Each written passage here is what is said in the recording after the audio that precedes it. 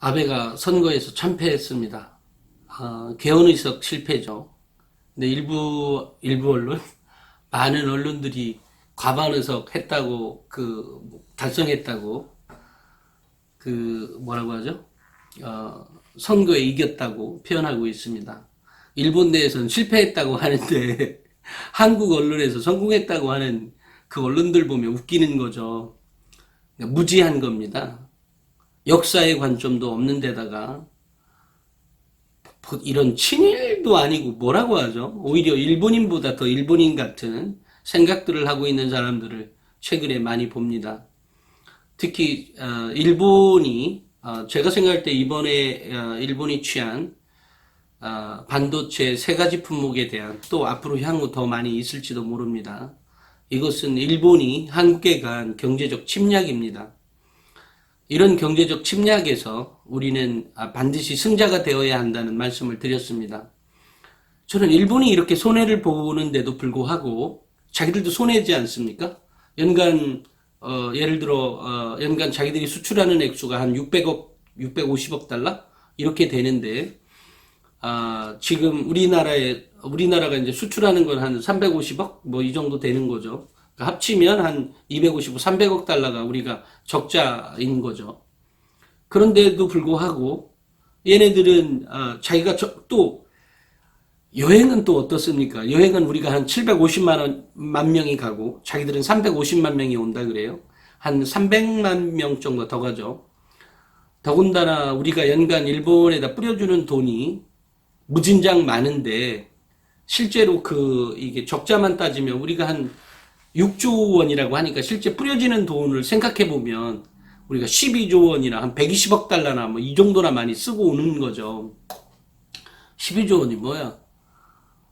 그죠? 한 200억 달러 이상은 일본에다 쓰고 있는 거거든요. 그러니까 일본의 아베는 이번에도 보면 이번 연도에 뭐 750만 명, 800만 명 달성하면 내년도 일본이 올림픽 하고 했을 때 한국인 관광객 수를 1,300만 명 정도로 1,300만 명 정도가 목표라 그래요. 자, 일본은 경제 침략을 한국에 가했습니다. 한국이 아무 짓도 안 한다고 하면 병신인 거죠. 그렇지 않습니까? 바보도 이런 바보가 없는 거예요. 일본한테 질 것이냐?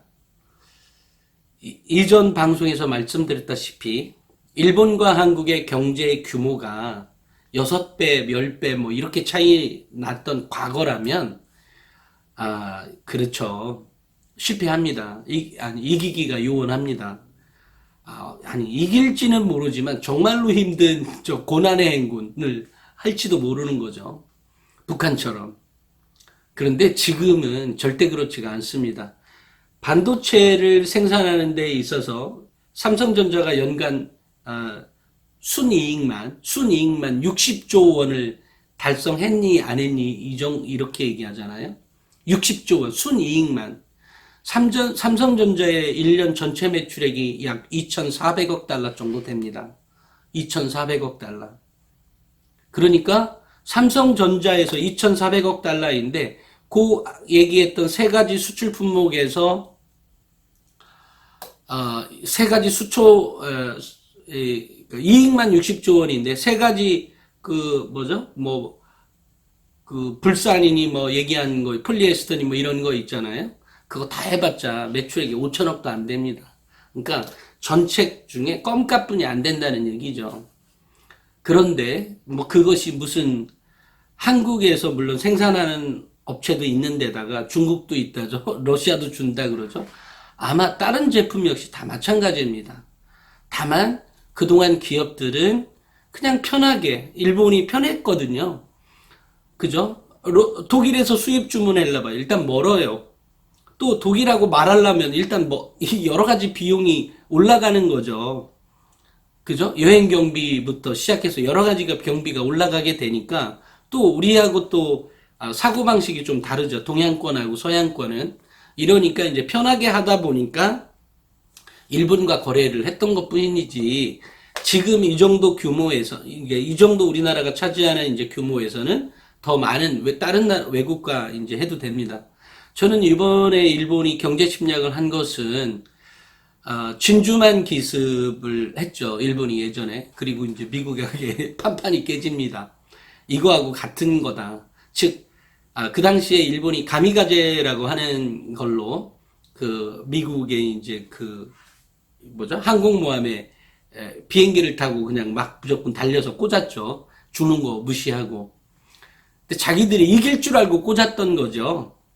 그렇지만 그 윗급들은 다 알고 있었죠. 지는 줄. 그 전쟁에서 지는 줄 알고 있었지만 그 사람들의 목숨이 필요했기에 우리가 이긴다. 네가 꽂아주면 이래서 이제 목숨을 버리게 됩니다. 이게 가미가제식 공습이었던 거죠. 일본의 가미가제를 보면 가미가제는 신풍입니다. 그러니까 한국말로 신풍. 그러니까 이 신의 풍, 신의 바람이라는 얘기인 거거든요. 그래서 가미가제식이라는 표현이 그렇게 나오는 건데 예전에 이제 몽골이 이제 일본을 침략했을 때 이 바람이 불어서 이 해안에 잘 도착하지도 못하게 된 사건이 있었어요. 그래서 그때부터 가미가제라고 부르는 거거든요. 그래서 그런데 이번에도 자기들 이익을 감수하고 이제 그때는 뭐 좋은 바람이었겠죠. 그렇지만 이제 2차 세계대전 말에 진주만 공습을 가미가제식 공습을 통해서 가미가제를 통해서 이제 가미가제식 공습을 하게 됐고 그걸로 이제 판판이 깨지게 되었다 그랬죠. 일본도 이번에 자기들 손해를 감수하고 자기의 목숨을 내놓고 지금 이 짓을 하고 있는 겁니다. 이럴 때 제가 좀 전에 표현했죠. 자기 목숨을 내놓고 하는 거라고. 일본은 한국을 앞으로는 당장은 물론 여러 가지 시비나 여러 가지 뭐가 있을 수 있습니다만 앞으로 10년 내에 일본은 한국한테 판판이 깨질 일이 있습니다. 이유는 지금 세상은 이전에 어떤 기계식으로 뭔가 돌아가는 세상이 아닙니다.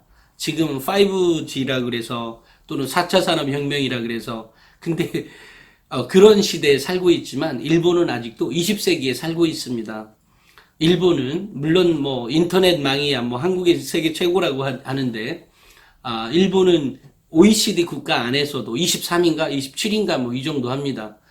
아니 세계 넘버 3, 4 정도 되는 국가가 그렇습니다. 물론 뭐 그거야 북유럽도 그렇지 않느냐 뭐 그럴 수는 있는데요. 예를 들면 이런 겁니다.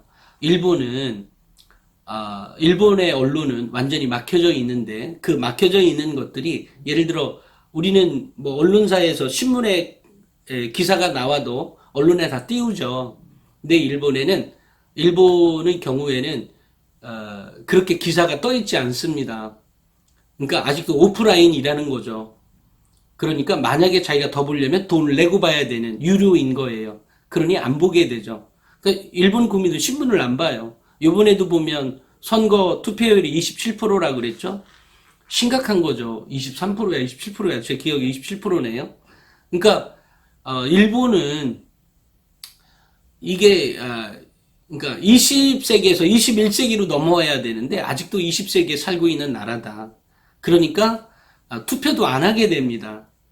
왜냐하면 지식인들은 답답하잖아요. 일본 정부가 하는 짓 보면. 그런데 이런 정부를 아직도 좋아하라 하는 한국에 있는 친일파들이 있는 겁니다. 물론 제가 생각할 때 일본이 내년도 올림픽 때까지 또 그 후년 2021년도까지 일본에 우리가 여행 가지 않고 일본의 물건을 최대한 구매하지 않고 다른 걸로 대체할 품목을 찾아서 우리가 구매해 간다면 일본은 반드시 무릎 꿇고 올 겁니다. 일본 애들 보면 축구하면서 보면 꼭 우리나라 이긴다고 뭐 별짓 다 하잖아요. 옛날에 이치로가 야구할 때도 보면 물론 뭐 최종 결승에선 지긴 했습니다만 그 전에 2번이나 더 싸웠었잖아요. 그리고 자기들이 이긴다고 했지만 결과적으로 우리한테 판판이 깨지면서 꼭 눈물 흘리죠. 구야시 이러면서. 그 다음에 이제 뭐 김연아나 아사다마오 역시 마찬가지입니다. 일본 애들은 결코 우리 민족을 이길 수 없습니다.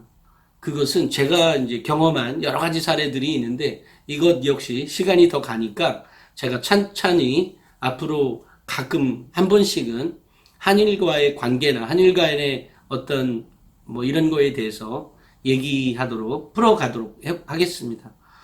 오늘은 여기까지 하겠습니다. 감사합니다.